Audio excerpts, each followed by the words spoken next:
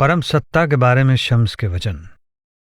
कल्पना करो एक ऐसे पन्ने की जिसका एक पृष्ठ तुम्हारी ओर हो और दूसरा प्रियतम की ओर। तुम केवल वही पृष्ठ पढ़ते हो जो तुम्हारी ओर है, लेकिन तुम्हें वो पृष्ठ भी पढ़ना चाहिए जो प्रियतम की ओर है। शम्स मकालात 726। परमात्मा। हाँ, ये ठीक है कि एक पल बहुत छोटा होता है, लेकिन प्रभु के साथ बिताया पल अनंत होता है। शम्स मकालात 662। 117। खुदा यकीन रखने वालों के साथ लेन देन करता है। इसका मतलब है कि परमात्मा उन्हें वो देता है जो अविनाशी है, और वे उसे वो देते हैं जो मिथ्या और नश्वर है। 175। बुद्धि से परमात्मा को समझने का प्रयत्न न करने की शम्स की सलाह। किसी ने पूछा, भक्त और परमात्मा के बीच कितनी दूरी है? शम्स ने उत्तर दिया, उतनी ही दूरी जितनी परमात्मा और भक्त के बीच है। अगर कोई ये भी कहे कि वो दूरी 30,000 साल की है तो भी सच नहीं होगा, क्योंकि उस दूरी का न कोई अंत है न माप। जो अपार है उसे मापा नहीं जा सकता, और जो अनंत है उसे गिना नहीं जा सकता। इंसान को इतना जरूर समझ लेना चाहिए कि जिसका अंत है अनंत, उससे दूर, बहुत दूर है। ये केवल आलंकारिक भाषा है जिसका अनंत के साथ कोई संबंध नहीं। परमात्मा और शब्दों में भला क्या मेल है? 188। पहले मुझे ये बताओ कि अलिफ क्या है, ताकि मैं तुम्हें बता सकूं कि बे क्या है।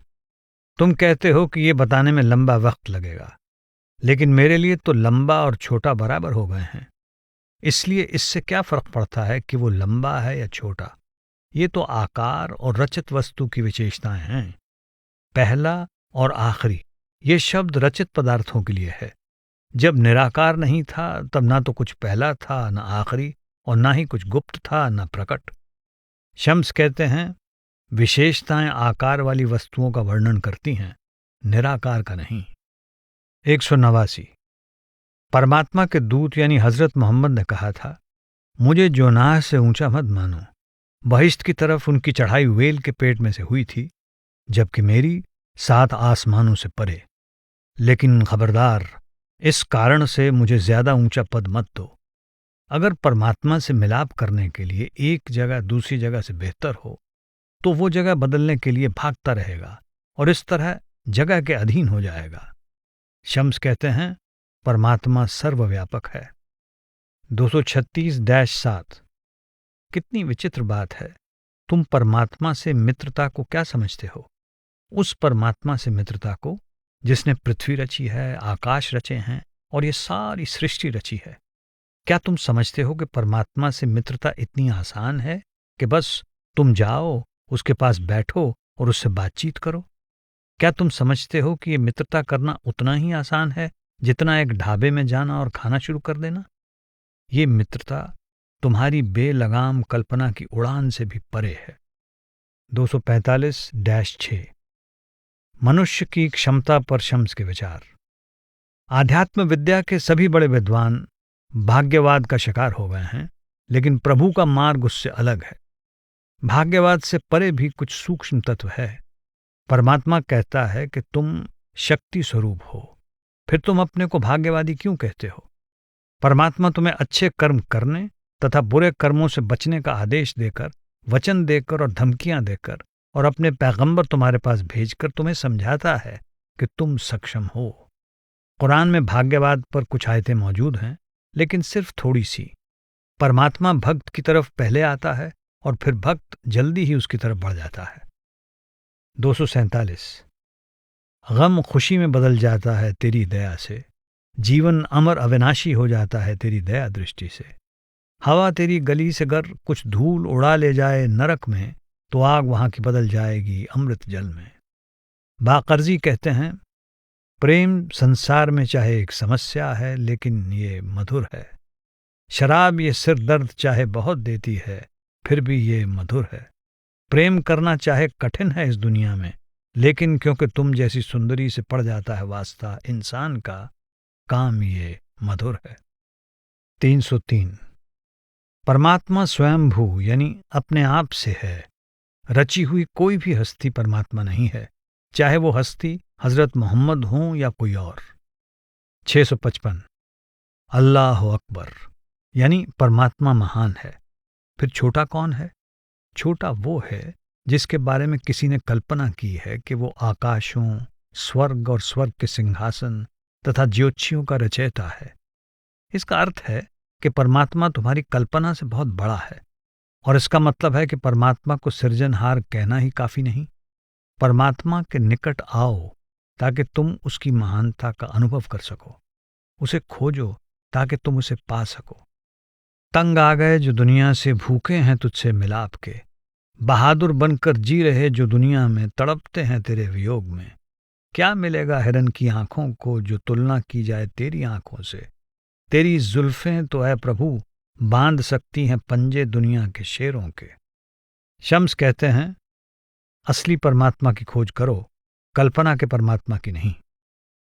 662 हाँ, ये ठीक है कि एक पल छोटा होता है, लेकिन प्रभु के साथ बिताया पल अनंत होता है। 701 जब वो परमात्मा को गाली देता है तो अपने आप को गाली देता है। भला वो परमात्मा को कैसे दुख दे सकता है? वो अपना ही नुकसान करता है। ऐसे शब्द उनके मुंह से कैसे निकल सकते हैं? क्या वे परमात्मा को नहीं जानते? सनाई ने कितना ठीक कहा था, तुम्हारे सब देवता परमात्मा पर केवल प्रहार कर रहे हैं। शम्स कहते हैं, हमारे व्यवहार का प्रभाव परमात्मा पर नहीं पड़ता, खुद हम पर पड़ता है। 789 परमात्मा से एक रूपता का अर्थ है इस बात को समझना कि सब कुछ परमात्मा का है, उसी से आया है, उसी के सहारे कायम है और उसी में वापस समा जाता है। आकाश, धरती और इन दोनों के बीच जो कुछ है वो परमात्मा का है। 789-90 जो ये जानता है कि उसका अपना कोई अस्तित्व नहीं है, उसे अपने परमात्मा के अस्तित्व का ज्ञान होता है। जो समझता है कि उसका शरीर रचित है और नाशवान है, उसे अपने परमात्मा के अरचित और अविनाशी होने का ज्ञान होता है। जो जानता है कि उसका शरीर बेवफा है, यानी एक पर्दे की तरह है, उसे अपने परमात्मा के वफादार होने का ज्ञान होता है। और जो मानता है कि गलती करना उसका स्वभाव है, वो जानता है कि उसका परमात्मा उदार हृदय तथा क्षमाशील है। 816 परमात्मा तुम्हारा काम एक बार नहीं 7 लाख बार करेगा। तुम उसकी कोई सेवा ना करो तो भी वो तुम पर दया की वर्षा कर सकता है, लेकिन ये परमात्मा की प्राचीन परंपरा नहीं है। उसका शब्द हक है और यही उसकी प्राचीन परंपरा है। शम्स समझाते हैं, परमात्मा की प्राचीन परंपरा है कि पहले हम कोशिश करें तब उसकी दया होगी। पूर्ण संत मेरी हस्ती वो रसायन है जिसे तांबे पर सीधे उंडेलने की आवश्यकता नहीं है। तांबा मेरी संगति में रहने से ही रसायन जैसा हो जाता है और उससे एक रूप हो जाता है। यही रसायन की पूर्णता है।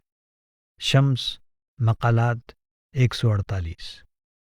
75 सभी पैगंबर एक दूसरे की मिसाल देते हैं। ईसा मसीह ने कहा था, ऐ यहूदियों, तुम मूसा को अच्छी तरह नहीं जान पाए, आओ और मुझसे मिलो ताकि तुम मूसा को अच्छी तरह समझ सको। हजरत मोहम्मद ने कहा था, ऐ ईसाइयों और यहूदियों, तुम ईसा मसीह और मूसा को अच्छी तरह नहीं समझ सके, आओ और मुझसे मिलो ताकि तुम उन्हें भी समझ सको। सभी पैगंबरों ने एक दूसरे की मिसाल दी है। उनके वचन एक दूसरे के वचनों की व्याख्या करते हैं और उनके अर्थ को स्पष्ट करते हैं। हजरत मोहम्मद के साथियों ने उनसे पूछा, ऐ खुदा के पैगंबर, हर पैगंबर ने अपने से पहले आने वाले पैगंबर का उदाहरण दिया है, लेकिन आप तो आखिरी पैगंबर हैं, फिर आपका उदाहरण कौन देगा? हजरत ने जवाब दिया, जो अपने मन को जानता है वो अपने खुदा को जानता है। उनके कहने का मतलब था कि जो मेरे मन को जानता है वो मेरे खुदा को भी जानता है। शम्स कहते हैं, सब संतों का आध्यात्मिक संदेश एक ही है।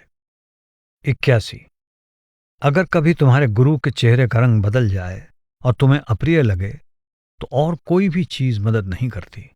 अगर कोई चीज सहायता करती है तो वो है आधी रात को तड़प रहे सच्चे दिल से उठी फरियाद और पुकार, ऐ प्रभु, मेरी आंखों पर से ये पर्दा हटा दे और मेरे रास्ते से ये रुकावट दूर कर दे। क्या तुम्हें याद नहीं कि तुमने अपने गुरु की ऊंची अवस्था पहले देखी है और उनका नूर तुम तक पहुंच गया है? जरूर कोई पर्दा रहा होगा जिसके कारण अब वे बदले हुए दिखते हैं। किसी भी विद्वान की बुद्धि साफ साफ देख सकती है कि जो घूमता है उसे घुमाने वाला कोई है। अब जबकि ये पर्दा पड़ा हुआ है, इसे जला डालने के लिए प्रबल इच्छा की आग की जरूरत है, नहीं तो मुझसे किसी को कुछ भी हासिल नहीं होगा, ना तो रूहानी तौर पर और ना दुनियावी तौर पर। 112।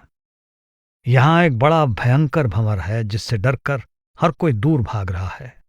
विरला ही कोई ऐसा तैराक होता है जो उसे अकेला पार नहीं करता, बल्कि किसी दूसरे को पकड़ लेता है और उसको अपने साथ पार ले जाता है। जब ये तैराक पानी में गोते खा रहा होता है तो लोग समझते हैं कि ये भंवर में फंसा गोते खा रहा है। समंदर में भंवर तो है, पर भंवर के बीचों बीच एक तंग रास्ता भी है। ये निश्चित है कि जो कोई भी पार जा सकता है, सिर्फ इस भंवर में से होकर ही जा सकता है। शम्स समझाते हैं, समंदर संसार है, मृत्यु भंवर है, तैराक गुरु है और तंग रास्ता अंदर का रूहानी रास्ता है। 125-6। जिसे संसार की असलियत का ज्ञान नहीं, उसे संसार भयानक लगता है। अगर एक बार मनुष्य संसार को जान लेता है तो उसके लिए इसका अस्तित्व ही नहीं रहता। फिर अगर कोई उससे पूछे कि संसार क्या है तो वह जवाब देता है, जो इस संसार के बाद का संसार नहीं है। जब वे उससे पूछते हैं कि बाद का संसार क्या है तो उसका जवाब होगा, आने वाला कल। और तब वे उससे पूछते हैं, ये आने वाला कल क्या है? शब्दों की पहुंच बहुत सीमित है, इसलिए भाषा की सीमा भी तंग हो जाती है। सब संत महात्मा भाषा के बंधन से मुक्त होकर परमात्मा के विशुद्ध गुणों के संसार में प्रवेश करने का प्रयत्न करते हैं। परमात्मा के गुण क्या उसके सार तत्व से अभेद हैं या उसके सार तत्व से भिन्न हैं? लोग क्या कहते हैं? क्या वे इस बारे में एकमत हैं? नहीं, वे एकमत नहीं हैं। संसार सदा एक सा नहीं रहता, बदलता रहता है, इसलिए शब्दों का आशय भी बदलता रहता है।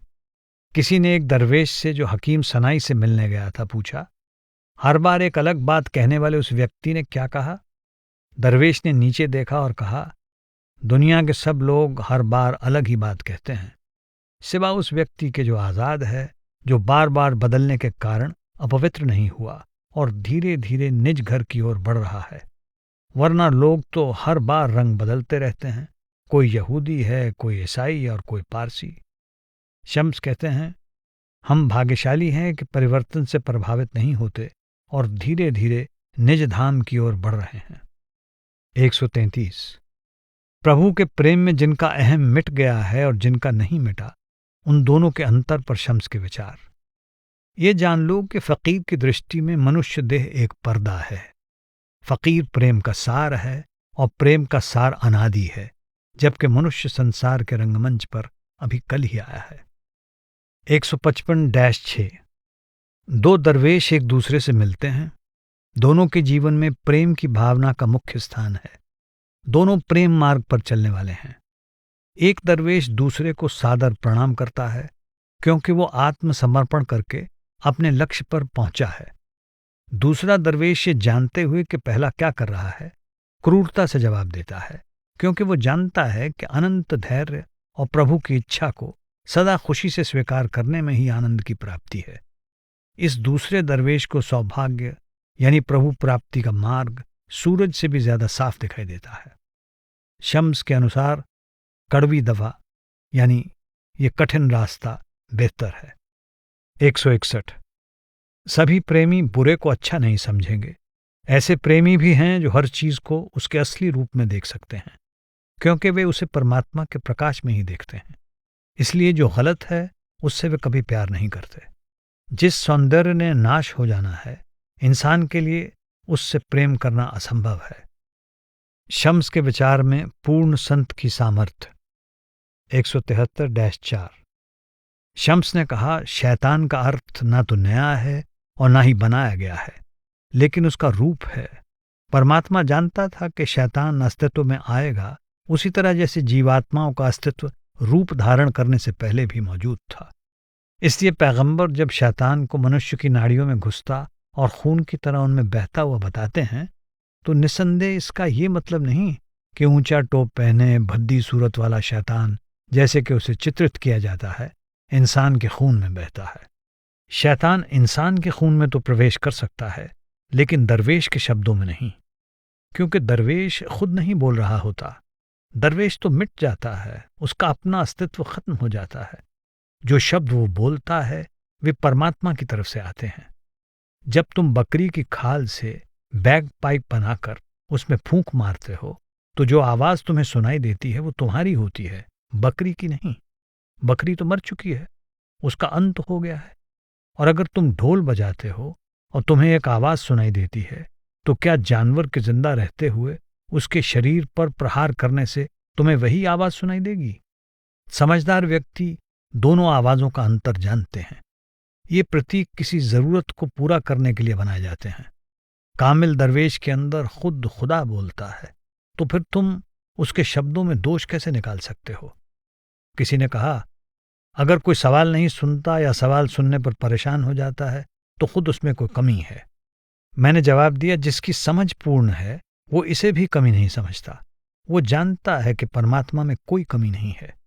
धैर्य न होने के कारण किसी को कमी दिखाई देती है। तुमने जो कहा, क्या उसका कारण अधीरता नहीं थी? अगर तुम इंतजार करोगे तो जवाब और जवाब देने वाला दोनों मिल जाएंगे। अगर तुम्हें जवाब ना भी मिला तो भी मतलब तो तुम समझ ही जाओगे। धैर्य का यही लाभ है कि सुनने वाले की क्षमता बढ़ जाती है, जिससे उसके ज्ञान में बढ़ोतरी के लिए उसे शक्ति मिलती है।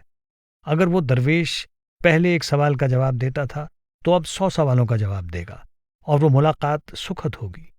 फिर जब भी वो दरवेश उस मुलाकात को याद करेगा, उसकी मीठी याद के कारण दरवेश का झुकाव उन लोगों की तरफ हो जाएगा। उस याद से मिलने वाली खुशी और उसका वो झुकाव बहुत कारगर और बहुत लाभदायक होगा, क्योंकि उस दरवेश ने यहां से नहीं बल्कि परमात्मा से ज्ञान प्राप्त किया है। परमात्मा की कृपा से वहां का ज्ञान यहां आ गया है। शम्स कहते हैं, धैर्य के फलस्वरूप पूर्ण उत्तर मिलते हैं। 227-8 शम्स के अनुसार पूर्ण संत और कम आध्यात्मिक उपलब्धि वाले महात्माओं में अंतर।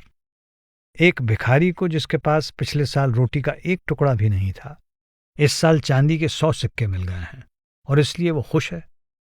लेकिन वो कुलीन राजकुमार जो धन दौलत और समृद्धि में ही जन्मा पला है, उस भिखारी की खुशी पर केवल हंस देता है।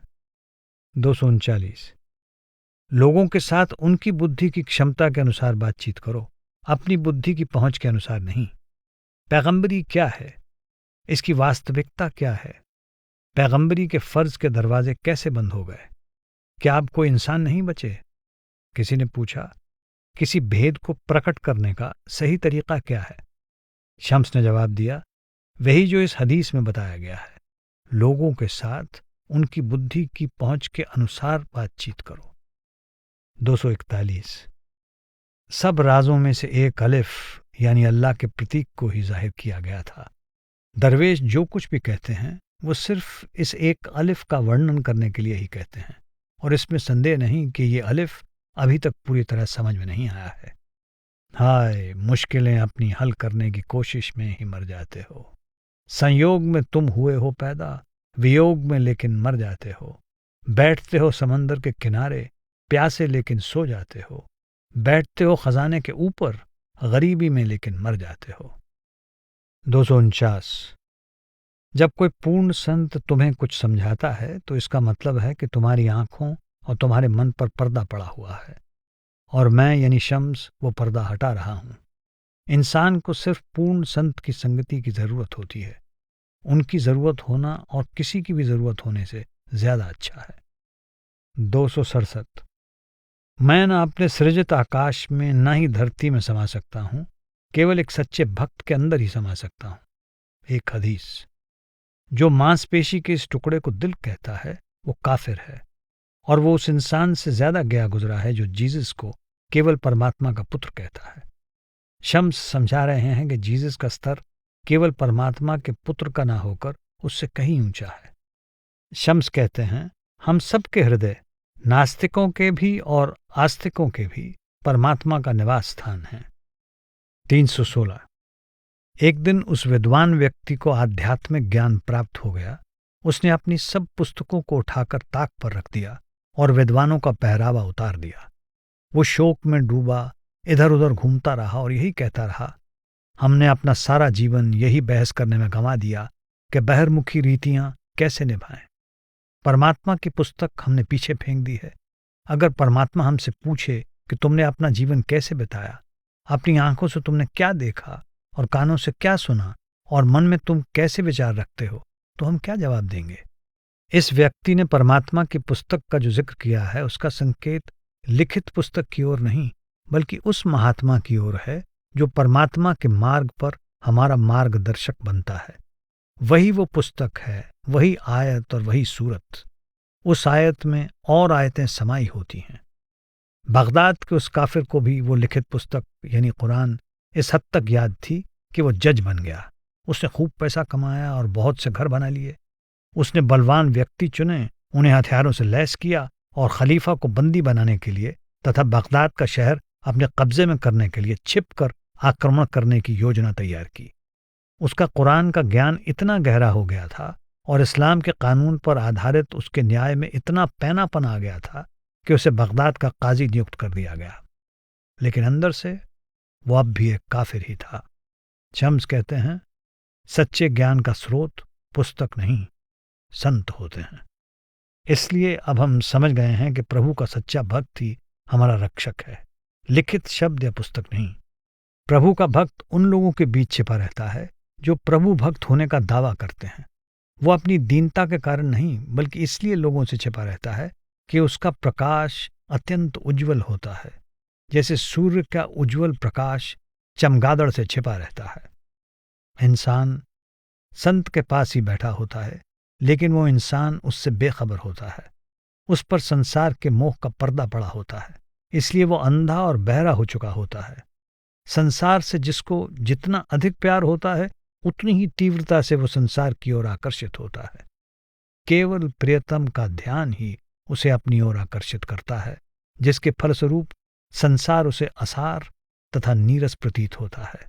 प्रियतम का ध्यान वो पर्दा है जिसके कारण उसे प्रभु के अलावा और कोई दिखाई नहीं देता। जिस दिन उस व्यक्ति को संत के महत्व का ज्ञान हो जाएगा, वो चिल्ला उठेगा, काश मैं पहले ही उनके पास गया होता और उनकी संगति करता। देखो कितना पवित्र है उनका साथ, कितनी निसंग है वो संगति। 337। वो क्या है जिसे संत या औलिया संतोष कहते हैं और फक्र का नाम उन्होंने किसे दिया है? फक्र का नाम उन्होंने उस हालत को छिपाने के लिए दिया है जिसमें किसी चीज की जरूरत नहीं रहती और अविनाशी साम्राज्य प्राप्त हो जाता है। शम्स समझाते हैं, फक्र वो अवस्था है जिसमें मनुष्य के पास परमात्मा के सिवा और कुछ नहीं होता। 360। शम्स के व्यक्तित्व की सहजता। कुछ लोगों के लिए ये शरीर एक आवरण है, एक पर्दा है, एक मुसीबत है। वे चाहते हैं कि कुछ समय के लिए इसे हटा दिया जाए ताकि प्रकाश की कोई किरण दिखाई दे जाए। अन्य कुछ लोगों के लिए ये शरीर एक नेमत है, सुखद है, क्योंकि वे सूरज के ठीक सामने हैं और अगर शरीर का यह पर्दा हटा दिया जाए तो वे मर जाएंगे। 382। जीवित सद्गुरु के माध्यम से ही परमात्मा को जाना जा सकता है। सुनो सुनो, मेरा ध्यान पूरे वजूद की ओर रहता है, मानो केवल यही संपूर्ण सृष्टि हो। फिर तुम ये क्यों कहते हो कि मतलब समझना जरूरी है? महत्व तो आकार का है, चाहे बात इससे उलट जान पड़ती है। एक समय मतलब समझना लक्ष्य था, अब कहो कि अगर जवाब ना दूं तो तुम्हारे मन को कष्ट होगा। परमात्मा क्या कहेगा ये कोई नहीं जान सकता। 414। मैं 100 घोड़े साथ लिए एक घोड़े पर सवार हूं और मेरा ध्यान तुम पर केंद्रित है। तुम कहीं और व्यस्त हो जाते हो। तुम ऐसा कर सकते हो लेकिन मैं नहीं। मेरा पूरा ध्यान तुम पर केंद्रित है। मैं पूरी तरह तुम्हारा हो गया हूं। पूर्ण रूप से तुम्हारा बन जाने की मुझे यह कीमत चुकानी पड़ रही है। 611। उस मित्र के 2 हाथ हैं, लेकिन तुम चाहे कितना ही ढूंढ लो तुम्हें उसका बायां हाथ नहीं मिलेगा। उसके दोनों हाथ दाएं हाथ हैं। 645। मैं जानता हूं कि अमीन अल दीन उस प्रियतम को प्यारा है। प्रियतम का प्यारा खुद प्रियतम है। एक रूप होने की अवस्था पर शम्स के विचार। 646। प्रियतम की गली में एक नशीला पदार्थ है, वे उसे खाते हैं और अपना विवेक खो बैठते हैं। फलस्वरूप वे ना तो उसका घर खोज पाते हैं और ना उस तक पहुंच पाते हैं। शम्स कहते हैं, अंदर के दृश्यों का आकर्षण परमात्मा से एकाकार के मार्ग पर प्रगति में बाधक है। 646। एक वर्ग दुखियों के लिए दुआ करता है और दूसरा वर्ग, जो कि पूर्ण संतों का वर्ग है, खुद दुआ है। लोगों को भक्ति के लिए प्रेरित करते हुए परमात्मा अपनी शक्ति और दया दोनों दिखा सकता है, लेकिन एकांत में आंतरिक मार्ग पर केवल दया ही दया है। 691। शम्स कहते हैं, अंदर के मोती को संभाल कर रखना और विशेष शिष्य से बहुत प्यार करना। राजा यानी परमात्मा या पूर्ण संत अपना सोना, अपना राज्य या अपनी धन दौलत कुछ भी देने से इनकार नहीं करता, सिवा इन दोनों के, पहला अपना विश्वास पात्र और दूसरा अपना अनुपम मोती। मोती को वो किसी ऐसे स्थान पर रखेगा जहां खजांची भी उसे न देख सके। कभी कभी उसके हाथ में पकड़ा मोती किसी अत्यंत विशिष्ट जिज्ञासु को अपने प्रकाश की झलक दिखा देता है, लेकिन फिर वो ईर्ष्यावश उसे छिपा लेता है। जब उसके विश्वास पात्र का प्रश्न आता है, वो उसकी झलक को प्रकट नहीं होने देता। तुम चाहे ऊपर को कूदना चाहो या नीचे को, मोती तो चमकेगा ही। आखिर तुम हो कौन? एक छोटा सा कीड़ा? फिर भी अगर कोई किसी को कोई चीज दिखाकर उसे फिर छिपा लेता है, तो जिसने उसे एक बार देख लिया है वो उससे इनकार नहीं करेगा और उसके होने की संभावना पर विचार करेगा। तुम्हारी याद के लिए ये एक अच्छा स्मृति चिन्ह है। 692। अगर कभी कोई आकर कहता है शब्द या रहस्य यानी कलाम खुद शब्द से अलग है, जो न ध्वनि है न अक्षर, तो तुम उससे दोनों में अंतर पूछते हो। उसके पैरों में गिरकर वो रहस्य पूछते हो। वो इतने तर्क संगत ढंग से बात करता है कि वो राज साफ साफ तुम्हारी समझ में आ जाता है और तुम्हें उसमें परमात्मा के गौरव, शक्ति और महानता के चिन्ह दिखाई देते हैं। फिर भी मेरा तो वो केवल छोटा भाई है। मनुष्य के हृदय में प्रेम की इतनी तड़प होनी चाहिए कि वो सब विचारों, सारी कल्पनाओं और सब शंकाओं को जलाकर राख कर दे, उनकी धज्जियां उड़ा दे। यहां शम्स परमात्मा के प्रति अपने गहरे प्रेम को व्यक्त करते हैं। 697। असली शिष्य और नकली शेख। अगर इस देश का कोई काफिर इस दरवाजे से प्रवेश करता है, हमारा दीदार करता है, हम पर विश्वास करता है और हमारा अनुयायी बन जाता है, तो उसे इन तथाकथित शेखों की अपेक्षा अधिक लाभ होगा। इन शेखों में बहुत अहम भाव है और इनके दिल में प्रभु को पाने की चाह, जो इनकी पूंजी है, समय की हवा के झोंकों के साथ उड़ गई है और ये खुद दुनिया भर में बिखर गए हैं। 736-7 प्रतीक के रूप में प्रयुक्त शब्द का शाब्दिक अर्थ लेना। वो कहता है कि खुरासान के एक इतने प्रतिष्ठित व्यक्ति का बेटा रूमी तबरीज के एक व्यक्ति शम्स के पीछे चलता है, तो क्या खुरासान की धरती तबरीज के पीछे पीछे चलती है?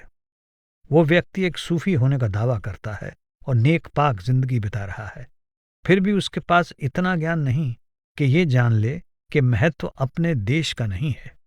अगर इस्तंबुल के किसी व्यक्ति को परमात्मा के अस्तित्व का अनुभव है, तो मक्का के निवासी को उसका अनुयायी बन जाना चाहिए।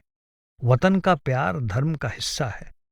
हजरत मोहम्मद का इरादा मक्का की तरफ इशारा करने का कैसे हो सकता है?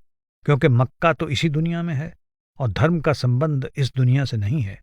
इसलिए धर्म जो कहता है उसका इस दुनिया से बिल्कुल संबंध नहीं होना चाहिए। कहते हैं कि मोहम्मद साहब का मतलब शायद मक्का से रहा हो, लेकिन भाव मक्का हो या भाव मक्का ही था, इन दोनों में फर्क है। वो देश जिसकी सब सच्चे भक्तों को तलाश है और जिससे उन्हें प्यार है, परमात्मा का धाम है। 770 आंतरिक तन्मयता की अवस्था में शब्द अनावश्यक हैं। बातें और शब्द केवल उन लोगों के लिए हैं जो परमात्मा से अपरिचित हैं। यदि शब्दों का ये उद्देश्य ना हो तो उनका क्या लाभ है? जैसा कि आप देख सकते हैं, परमात्मा के दूत उन लोगों को बुलाते हैं जो परमात्मा से परिचित नहीं हैं। इसके अलावा इतना कुछ कहने की और क्या जरूरत है? अगर परमात्मा की हुजूरी में पहुंच गए हो, उससे मिलाप हो गया है, तो बातचीत की जरूरत ही कहाँ रह जाती है? हाँ, तब एक खास तरह की बातचीत होती है, लेकिन उसमें शब्दों का प्रयोग नहीं होता। उसमें आवाज से काम नहीं लिया जाता, लेकिन ये भी जुदाई की निशानी है। परमात्मा से एकता की अवस्था में शब्दों और आवाज के साथ या उनके बिना किसी तरह की बातचीत की गुंजाइश नहीं रहती।